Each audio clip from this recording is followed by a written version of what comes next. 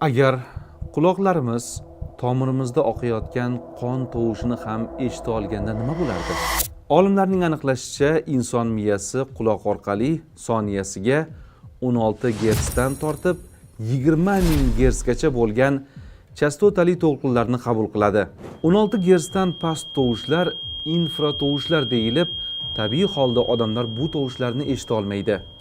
Agar inson shu to'lqinlarni ham eshita olganida, o'z yuragidan o'tayotgan qon ovozini, qo'shni xonadagi insonning nafas olishini, hattoki yerda o'rmalab ketayotgan chumolining qadam tovushlarini ham eshitgan bo'lardi.